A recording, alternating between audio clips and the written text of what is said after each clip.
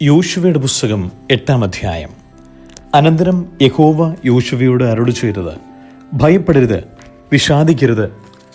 പടജനത്തെയൊക്കെയും കൂട്ടി പുറപ്പെട്ട് ഹായിയിലേക്ക് ചെല്ലുക. ഞാൻ ഹായി രാജാവിനെയും അവന്റെ ജനത്തെയും പട്ടണത്തെയും ദേശത്തെയും നിന്റെ കയ്യിൽ തന്നിരിക്കുന്നു. യെരിഹോവിനോടും അതിന്റെ രാജാവിനോടും ചെയ്തതുപോലെ നീ ഹായിയോടും അതിന്റെ രാജാവിനോടും ചെയ്യണം. എന്നാൽ അതിലെ കൊള്ളയെയും കന്നുകാലികളെയും നിങ്ങൾക്ക് എടുത്തുകൊള്ളാം. പട്ടണത്തിന്റെ പിൻഭാഗത്ത് പതിയിരിപ്പ് ആക്കണം.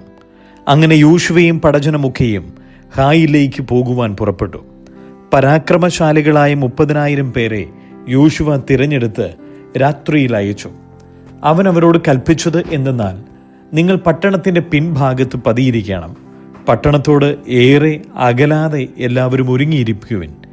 ഞാനും എന്നോട് കൂടെയുള്ള സകല ജനവും പട്ടണത്തോട് അടുക്കും. അവർ മുമ്പിലത്തെ പോലെ ഞങ്ങളുടെ നേരെ പുറപ്പെട്ടു വരുമ്പോൾ ഞങ്ങൾ അവരുടെ മുമ്പിൽ നിന്ന് ഓടും. അവർ ഞങ്ങളെ പിന്തുടർന്ന് പട്ടണം വിട്ട് പുറത്താകും. അവർ മുമ്പെ പോലെ നമ്മുടെ മുമ്പിൽ നിന്ന് ഓടിപ്പോകുന്നുവെന്ന് അവർ പറയും.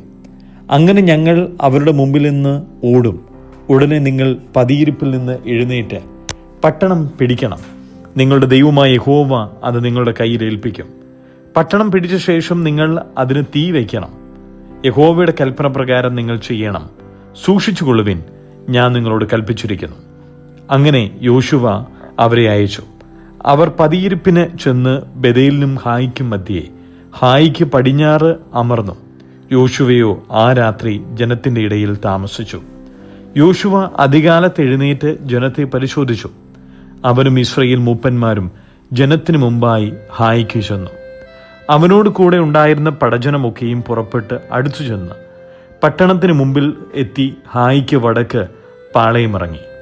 അവർക്കും ഹായിക്കും മധ്യേ ഒരു താഴ്വരയുണ്ടായിരുന്നു. അവൻ ഏകദേശം 5000 പേരെ തിരഞ്ഞെടുത്ത് ബെഥേലിനും ഹായിക്കും മധ്യേ പട്ടണത്തിന് പടിഞ്ഞാറ് പതിയിരുത്തി. അവർ പട്ടണത്തിന് വടക്ക് പടജ്ജനമായ സൈന്യത്തെയൊക്കെയും പട്ടണത്തിന് പടിഞ്ഞാറ് പതിയിരിപ്പുകാരെയും നിർത്തി. യോശുവ ആ രാത്രി താഴ്വരയുടെ നടുവിലേക്ക് പോയി. ഹായി രാജാവ് അത് കണ്ടപ്പോൾ അവനും നഗരവാസികളായ അവന്റെ ജനമൊക്കെയും ബന്ധപ്പെട്ട് എഴുന്നേറ്റ് നിശ്ചയിച്ചിരുന്ന സമയത്ത് സമഭൂമിക്ക് മുമ്പിൽ ഇസ്രയേലിന്റെ നേരെ പടയ്ക്ക് പുറപ്പെട്ടു.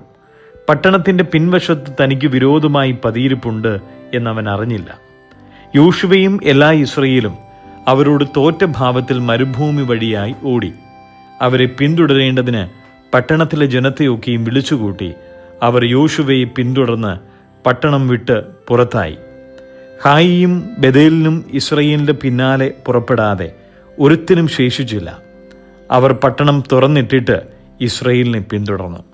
അപ്പോൾ യഹോവ യോശുവയോട്, നിന്റെ കയ്യിലുള്ള കുന്തം ഹായിക്ക് നേരെ ഏന്തുക, ഞാനത് നിന്റെ കയ്യിൽ ഏൽപ്പിക്കും എന്നരുളി ചെയ്തു. അങ്ങനെ യോശുവ തന്റെ കയ്യിലുള്ള കുന്തം ഹായിക്കു നേരെ ഏന്തി. അവർ കൈ നീട്ടി. ഉടനെ പതിയിരിപ്പുകാർ തങ്ങളുടെ സ്ഥലത്തു നിന്ന് എഴുന്നേറ്റ് ഓടി പട്ടണത്തിൽ കയറി അത് പിടിച്ച് ക്ഷണത്തിൽ പട്ടണത്തിന് തീ വെച്ചു. ഹായി പട്ടണക്കാർ പുറകോട്ട് നോക്കിയപ്പോൾ പട്ടണത്തിലെ പുക ആകാശത്തേക്ക് പൊങ്ങുന്നത് കണ്ടു. അവർക്കിങ്ങോട്ടോ അങ്ങോട്ടോ ഓടുവാൻ കഴിവില്ലാതെയായി. മരുഭൂമി വഴിയായി ഓടിയ ജനവും തങ്ങളെ പിന്തുടർന്നവരുടെ നേരെ തിരിഞ്ഞു. പതിയിരിപ്പുകാർ പട്ടണം പിടിച്ചു. പട്ടണത്തിലെ പുക മേലോട്ട് പൊങ്ങുന്നുവെന്ന് യോശുവയും എല്ലാ ഇസ്രായേലും കണ്ടപ്പോൾ മടങ്ങി വന്ന് പട്ടണക്കാരെ വെട്ടി. മറ്റവരും പട്ടണത്തിൽ നിന്ന് അവരുടെ നേരെ പുറപ്പെട്ടു. ഇങ്ങനെ ഇസ്രായേൽ ഇപ്പുറവും അപ്പുറവും അവർ നടുവിലുമായി. ഒരുത്തിനും ശേഷിക്കുകയോ വഴുതിപ്പോകുകയോ ചെയ്യാതെ വണ്ണം അവരെ വെട്ടിക്കളഞ്ഞു. ഹായി രാജാവിനെ അവർ ജീവനോടെ പിടിച്ച് യോശുവയുടെ അടുക്കൽ കൊണ്ടുവന്നു. ഇസ്രായേൽ തങ്ങളെ പിന്തുടർന്ന ഹായി പട്ടണക്കാരെയൊക്കെയും വെളിമ്പ്രദേശത്ത് മരുഭൂമിയിൽ വെച്ച് കൊന്നു തീർക്കുകയും അവർ ഒട്ടൊഴിയാതെ എല്ലാവരും വാളിന്റെ വായ്ത്തലയാൽ വീണൊടുങ്ങുകയും ചെയ്ത ശേഷം ഇസ്രായേല്യരൊക്കെയും ഹായിയിലേക്ക് മടങ്ങിച്ചെന്ന് വാളിന്റെ വായ്ത്തലയാൽ അതിനെ സംഹരിച്ചു. അന്ന് പുരുഷന്മാരും സ്ത്രീകളുമായി വീണൊടുങ്ങിയവർ ആകെ 12,000 പേർ. ഹായി പട്ടണക്കാർ എല്ലാവരും തന്നെ. ഹായി പട്ടണക്കാരെയൊക്കെയും നിർമൂലമാക്കും വരെ കുന്തമേന്തിയ കൈ യോശുവ പിൻവലിച്ചില്ല. യഹോവ യോശുവയോട് കൽപ്പിച്ച വചനപ്രകാരം ഇസ്രായേല്യർ പട്ടണത്തിലെ കന്നുകാലികളെയും കൊള്ളയെയും തങ്ങൾക്കായിട്ട് തന്നെ എടുത്തു. പിന്നെ യോശുവ ഹായി പട്ടണം ചുട്ട് സദാകാലത്തേക്കും ഒരു മൺകുന്നും ശൂന്യ ഭൂമിയുമാക്കി തീർത്തു. അത് ഇന്നുവരെയും അങ്ങനെ കിടക്കുന്നു. ഹായി രാജാവിനെ അവർ സന്ധ്യ വരെ ഒരു മരത്തിൽ തൂക്കി. സൂര്യൻ അസ്തമിച്ചപ്പോൾ യോശുവയുടെ കൽപ്പന പ്രകാരം ശവം മരത്തിൽ നിന്ന് ഇറക്കി പട്ടണവാതിൽക്കൽ ഇടുകയും അതിന്മേൽ ഇന്നുവരെ നിൽക്കുന്ന ഒരു വലിയ കൽക്കുന്ന് കൂട്ടുകയും ചെയ്തു. അനന്തരം യോശുവ ഇസ്രായേലിലെ ദൈവമായ യഹോവയ്ക്ക് ഏബാൽ പർവ്വതത്തിൽ ഒരു യാഗപീഠം പണിതു. യഹോവയുടെ ദാസനായ മോശ ഇസ്രായേൽ മക്കളോട് കൽപ്പിച്ചതുപോലെ മോശയുടെ ന്യായപ്രമാണ പുസ്തകത്തിൽ എഴുതിയിരിക്കുന്നത് പോലെയും ചെത്തുകയോ ഇരുമ്പ് തൊടുവിക്കുകയോ ചെയ്യാത്ത കല്ലുകൊണ്ടുള്ള ഒരു യാഗപീഠം തന്നെ. അവർ അതിന്മേൽ യഹോവയ്ക്ക് ഹോമയാഗങ്ങളും സമാധാന യാഗങ്ങളും അർപ്പിച്ചു. മോശ എഴുതിയിരുന്ന ന്യായപ്രമാണത്തിന്റെ ഒരു പകർപ്പ് അവൻ അവിടെ ഇസ്രായേൽ മക്കൾ കാണെ ആ കല്ലുകളിൽ എഴുതി. എല്ലാ ഇസ്രായേലും അവരുടെ മൂപ്പന്മാരും പ്രമാണികളും ന്യായാധിപന്മാരും യഹോവയുടെ നിയമപ്പെട്ടകം ചുമന്ന ലേവ്യരായ പുരോഹിതന്മാരുടെ മുമ്പാകെ സ്വദേശിയും പരദേശിയും ഒരുപോലെ പെട്ടകത്തിന് ഇപ്പുറത്തും അപ്പുറത്തും നിന്നു. അവരിൽ പകുതി പേര് ഗെരിസീം പർവ്വതത്തിന്റെ വശത്തും പകുതി പേര് ഏബാൽ പർവ്വതത്തിന്റെ വശത്തും നിന്നു. അവർ ഇസ്രായേൽ ജനത്തെ അനുഗ്രഹിക്കണമെന്ന് യഹോവയുടെ ദാസനായ മോശ മുമ്പേ കൽപ്പിച്ചിരുന്നത് പോലെ തന്നെ.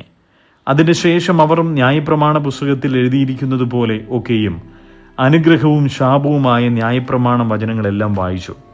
മോശ കൽപ്പിച്ച സകലത്തിലും സ്ത്രീകളും കുട്ടികളും ഉൾപ്പെടെ ഇസ്രായേൽ സഭ മുഴുവനും അവരോടുകൂടെ വന്നിരുന്ന പരദേശികളും കേൾക്കെ യോശുവ മോശ കൽപ്പിച്ച സകലത്തിലും യാതൊന്നും വായിക്കാതെ വിട്ടുകളഞ്ഞില്ല. സദൃശ്യവാക്യങ്ങൾ 5-ാം അധ്യായം. മകനെ, വകതിരിവിനെ കാത്തുകൊള്ളേണ്ടതിനും നിന്റെ അധരങ്ങൾ പരിജ്ഞാനത്തെ പാലിക്കേണ്ടതിനും ജ്ഞാനത്തെ ശ്രദ്ധിച്ച് എന്റെ ബോധത്തിന് ചെവി ചായ്ക്ക. പരസ്ത്രീയുടെ അധരങ്ങളിൽ നിന്ന് തേൻ ഇറ്റിറ്റു വീഴുന്നു. അവളുടെ അണ്ണാക്ക് എണ്ണയേക്കാൾ മൃദുവാകുന്നു. പിന്നത്തേതിലോ അവൾ കാഞ്ഞിരം പോലെ കയ്പും ഇരുവായ്ത്തല വാൾ പോലെ മൂർച്ചയും ഉള്ളവൾ തന്നെ. അവളുടെ കാലുകൾ മരണത്തിലേക്ക് ഇറങ്ങിച്ചെല്ലുന്നു. അവളുടെ കാലടികൾ പാതാളത്തിലേക്ക് ഓടുന്നു. ജീവന്റെ മാർഗത്തിൽ അവൾ ചെല്ലാത്തവണ്ണം അവളുടെ പാതകൾ അസ്ഥിരമായിരിക്കുന്നു. അവൾ അറിയുന്നതുമില്ല. ആകയാൽ മക്കളെ, എന്റെ വാക്കു കേൾക്കുവിൻ. എന്റെ വായിലെ മൊഴികളെ വിട്ടുമാറരുത്. നിന്റെ വഴിയെ അവളോട് അകറ്റുക. അവളുടെ വീട്ടിന്റെ വാതിലോട് അടുക്കരുത്. നിന്റെ യൗവനശക്തി അന്യന്മാർക്കും നിന്റെ ആണ്ടുകൾ ക്രൂരനും കൊടുക്കരുത്. കണ്ടവർ നിന്റെ സമ്പത്ത് തിന്നുകളയരുത്. നിന്റെ പ്രയത്നഫലം വല്ലവന്റെയും വീട്ടിലായി പോകരുത്. നിന്റെ മാംസവും ദേഹവും ക്ഷയിച്ചിട്ട് നീ ഒടുവിൽ നെടുവീർപ്പിട്ടുകൊണ്ട് അയ്യോ, ഞാൻ പ്രബോധനം വെറുക്കുകയും എന്റെ ഹൃദയം ശാസനയെ നിരസിക്കുകയും ചെയ്തുവല്ലോ. എന്റെ ഉപദേഷ്ടക്കന്മാരുടെ വാക്ക് ഞാൻ അനുസരിച്ചില്ല. എന്നെ പ്രബോധിപ്പിച്ചവർക്ക് ഞാൻ ചെവി കൊടുത്തില്ല. സഭയുടെയും സംഘത്തിന്റെയും മധ്യയെ ഞാൻ ഏകദേശം സകല ദോഷത്തിലും അകപ്പെട്ടു പോയല്ലോ എന്നിങ്ങനെ പറയുവാൻ സംഗതി വരരുത്. നിന്റെ സ്വന്തം ജലാശയത്തിലെ തണ്ണീരും സ്വന്തം കിണറ്റിൽ നിന്ന് ഒഴുകുന്ന വെള്ളവും കുടിക്കുക. നിന്റെ ഉറവുകൾ വെളിയിലേക്കും നിന്റെ നീരൊഴുക്കുകൾ വീതിയിലേക്കും ഒഴുകിപ്പോകണമോ? അവ നിനക്കും അന്യന്മാർക്കും കൂടെയല്ല, നിനക്ക് മാത്രമേ ഇരിക്കാവൂ. നിന്റെ ഉറവ് അനുഗ്രഹിക്കപ്പെട്ടിരിക്കട്ടെ. നിന്റെ യൗവനത്തിലെ ഭാര്യയിൽ സന്തോഷിച്ചു കൊള്ളുക.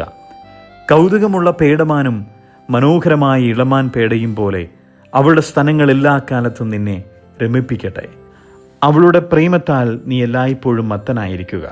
മകനെ, നീ പരസ്ത്രീയെ കണ്ട് ഭ്രമിക്കുന്നതും അന്യ സ്ത്രീയുടെ മാറിടം തടുകുന്നതുമെന്ത്? മനുഷ്യന്റെ വഴികൾ യഹോവയുടെ ദൃഷ്ടിയിലിരിക്കുന്നു.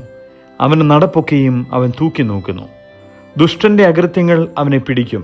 തന്റെ പാപപാശങ്ങളാൽ അവൻ പിടിവിടും. പ്രബോധനം കേൾക്കായകയാൽ അവൻ മരിക്കും. മഹാഭോഷത്വത്താൽ അവൻ വഴിതെറ്റിപ്പോകും. റോമാലേഖനം 12-ാം അധ്യായം. സഹോദരന്മാരെ, ഞാൻ ദൈവത്തിന്റെ മനസ്സറിവ് ഓർമ്മിപ്പിച്ച് നിങ്ങളെ പ്രബോധിപ്പിക്കുന്നത്, നിങ്ങൾ ബുദ്ധിയുള്ള ആരാധനയായി നിങ്ങളുടെ ശരീരങ്ങളെ ജീവനും വിശുദ്ധിയും ദൈവത്തിന് പ്രസാദവുമുള്ള യാഗമായി സമർപ്പിക്കുവിൻ. ഈ ലോകത്തിന് അനുരൂപരാകാതെ നന്മയും പ്രസാദവും പൂർണ്ണതയുമുള്ള ദൈവഹിതം ഇന്നതെന്ന് തിരിച്ചറിയേണ്ടതിന് മനസ്സ് പുതുക്കി രൂപാന്തരപ്പെടുവിൻ. ഭാവിക്കേണ്ടതിനു മീതെ ഭാവിച്ചുയരാതെ ദൈവം അവനവന് വിശ്വാസത്തിന്റെ അളവ് പങ്കിട്ടതുപോലെ സുബോധമാകും വണ്ണം ഭാവിക്കണമെന്ന് ഞാൻ എനിക്ക് ലഭിച്ച കൃപയാൽ നിങ്ങളിൽ ഓരോരുത്തരോടും പറയുന്നു. ഒരു ശരീരത്തിൽ നമുക്ക് പല അവയവങ്ങൾ ഉണ്ടല്ലോ. എല്ലാ അവയവങ്ങളും പ്രവൃത്തി ഒന്നല്ലതാനും. അതുപോലെ പലരായ നാം ക്രിസ്തുവിൽ ഒരു ശരീരവും എല്ലാവരും തമ്മിൽ അവയവങ്ങളും ആകുന്നു. ആകയാൽ നമുക്ക് ലഭിച്ച കൃപയ്ക്കൊത്തവണ്ണം വെവ്വേറെ വരമുള്ളതുകൊണ്ട് പ്രവചനമെങ്കിൽ വിശ്വാസത്തിന് ഒത്തവണ്ണം, ശുശ്രൂഷയെങ്കിൽ ശുശ്രൂഷയിൽ, ഉപദേശിക്കുന്നവനെങ്കിൽ ഉപദേശത്തിൽ, പ്രബോധിപ്പിക്കുന്നവൻ പ്രബോധനത്തിൽ, ദാനം ചെയ്യുന്നവൻ ഏകാഗ്രതയോടെ, ഭരിക്കുന്നവൻ ഉത്സാഹത്തോടെ, കരുണ ചെയ്യുന്നവൻ പ്രസന്നതയോടെ ആകട്ടെ. സ്നേഹം നിർവ്യാജമായിരിക്കട്ടെ. തീയതിനെ വെറുത്ത് നല്ലതിനോട് പറ്റിക്കൊള്ളുവിൻ. സഹോദര പ്രീതിയിൽ തമ്മിൽ സ്ഥായി പൂണ്ട് ബഹുമാനിക്കുന്നതിൽ അന്യോന്യം മുന്നിട്ട് കൊള്ളുവിൻ. ഉത്സാഹത്തിൽ മടുപ്പില്ലാതെ ആത്മാവിൽ എരിവുള്ളവരായി കർത്താവിനെ സേവിക്കുവിൻ. ആശയിൽ സന്തോഷിക്കുവിൻ. കഷ്ടതയിൽ സഹിഷ്ണുത കാണിക്കുവിൻ. പ്രാർത്ഥനയിൽ ഉറ്റിരിക്കുവിൻ. വിശുദ്ധന്മാരുടെ ആവശ്യങ്ങളിൽ കൂട്ടായ്മ കാണിക്കുകയും അതിഥി സൽക്കാരം ആചരിക്കുകയും ചെയ്യുവിൻ. നിങ്ങളെ ഉപദ്രവിക്കുന്നവരെ അനുഗ്രഹിക്കുവിൻ. ശപിക്കാതെ അനുഗ്രഹിക്കുവിൻ. സന്തോഷിക്കുന്നവരോട് കൂടെ സന്തോഷിക്കുകയും കരയുന്നവരോട് കൂടെ കരയുകയും ചെയ്യുവിൻ.